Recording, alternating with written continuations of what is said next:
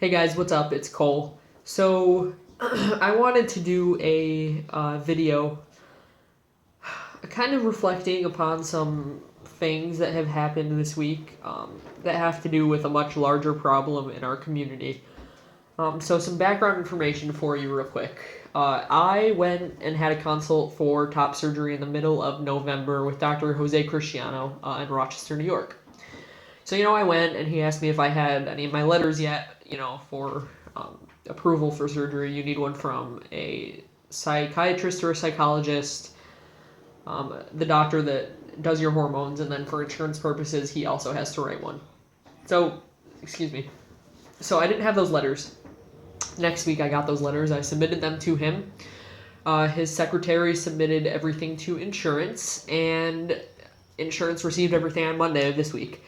So I call on Monday just to, verify that they have everything, and they do, and they tell me check back within 48 to 72 hours. So I check back on Wednesday, check back Thursday, call us tomorrow. Called them today, and my claim was denied. Why it was denied, I still don't have any clue. I have no idea. So with Excelis, they have... at least in New York State, I don't know if Excelis, has trans health coverage in every state, but at least in New York State, they have part of their policy is that you have to meet so many of their requirements to be approved for any sort of gender reassignment surgery, which they cover everything if you meet all their requirements. About 90% of the requirements on that list are like that you have lived as your true gender for, I don't know, a year to 2 years, something like that. And then the third component, or the second component really of that list, is being on hormones for 12 months, unless otherwise contradicted by a physician, which means that they have to, per their policy, approve your surgery if your physician or a physician deems it absolutely medically necessary for whatever reason. It could be mental health, it could be, whatever.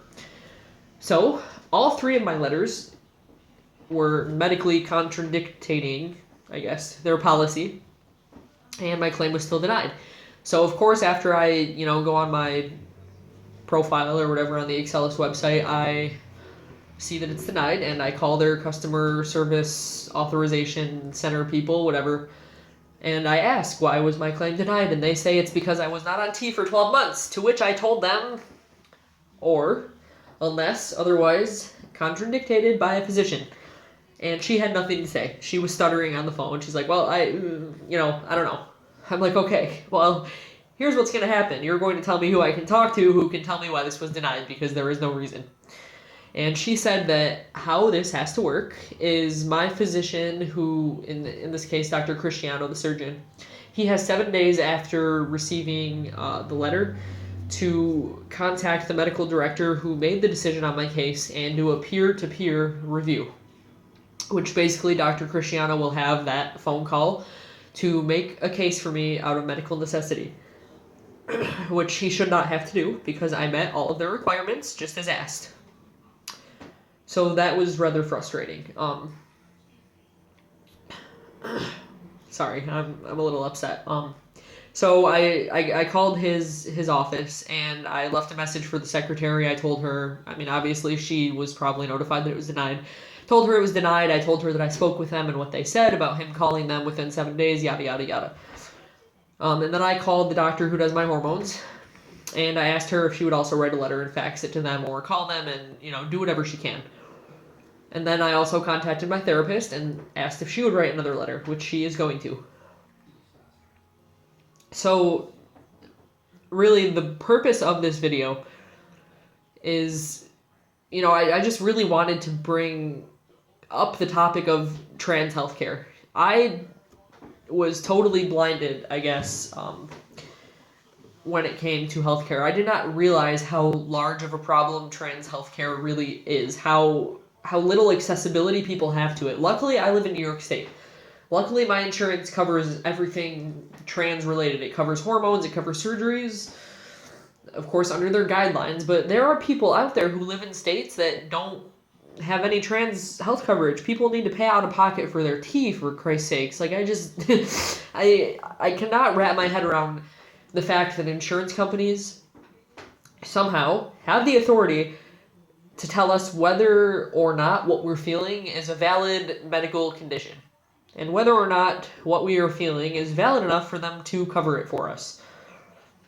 I mean, whose place is it to tell us, as members of the trans community, that the way we look or parts of our body do or do not make us feel a certain way? I mean, I know for me, the urgency with top surgery is the fact that my dysphoria has gotten so bad that I don't like going to work, I don't like going to school, I don't like leaving my house. Like, I feel like it's getting worse every day. And so, Monday when I found out that it was finally submitted to insurance, and then they told me to call back Wednesday, I was just so anxious this whole week, because I knew that if I found out that it was approved, then that meant that I would finally be free from my body. Who should ever have to try to fight to be free from their body? I don't understand it. I feel like this is such a big problem, and so little is being done about it. So, you really have three classifications of healthcare crisis, which is what I'm going to call it here. You have the people like me who have healthcare that is supposed to be really trans friendly and covers everything, but then you still need to fight and fight and fight to get anything covered. And then you have the people who have healthcare, but nothing is covered by, or nothing under the umbrella of trans related things is covered by them. And then you have the people who don't have healthcare at all and have absolutely no ability to get anything without paying out of pocket. And for me, this is a problem. And I don't know how to fix it. I don't know what the answer is. I don't know how to even go about trying to fix it, but something needs to be done. I feel so bad for the people who, don't live in New York State or Massachusetts or California, who live in states that aren't progressive at all, who have to fight even harder than I am, or even harder than, some of my friends are, to try to get their insurance to cover. And, paying out of pocket is great if you can do it, but if you can't do it, like myself or other people, then what do? You have to force yourself to get out of bed every day, you have to force yourself to leave your house, it's just not any way to live life. I feel like it is completely and totally unfair for health insurance companies to invalidate us as humans. What they're essentially saying is that how you feel is not valid. Your condition is not a valid medical condition. We're not going to cover it. Or we are going to cover it, but you need to wait 12 months. And then we'll cover whatever you want after you're on hormones for 12 months. See, to me, the biggest problem with top surgery, maybe not for every trans guy, but for myself, is the fact that right around the 6-month mark, I'm going to start having more facial hair. My voice is going to get deeper. Everything about me is going to present as male, except for my chest. That, to me, is a problem. And that is why my anxiety is going through the roof right now, because I'm seeing these changes happen. And, yeah, that's great. Things are changing. I'm finally starting to have my body match my brain. But what about my chest? And I know it sounds silly, but that is a dead giveaway for every single trans guy. You can have a full beard and a deep voice, but if you have a chest and you haven't had top surgery yet, people are going to know. And that's not okay. It's not okay for healthcare companies, for insurance companies, to be dictating the way that we live our lives. How can they possibly say that something is not medically necessary for us? When we suffer with depression and anxiety and fear of going out into the world every single day, I just don't understand it. And I think it's really shitty that we all have to go through this, and I really, really, really hope that something can be done about it soon. Because, people sit here and they wonder why the trans suicide rate is so high. How could you sit here and question that when shit like this is happening every single day? I don't get it. Yes, I still do consider myself very lucky in the fact that I have good health care that will cover my testosterone, that one way or another will eventually cover top surgery for me. I do feel very lucky in that respect. But the fact that it has to be a fight for any of us is sickening.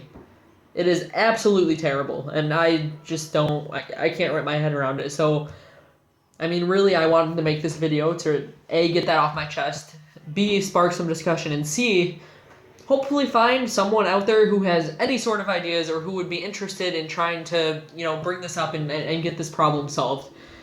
Because as much as my health insurance company and other health insurance companies want to sit here and scream that they're trans inclusive and that they're trans friendly and that they're doing all these things to help the trans community, making someone wait 12 months for surgery that they've probably wanted for years and needed for years is not okay.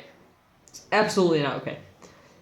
And then they want to sit back and wonder why there's so many mental health problems. I don't get it.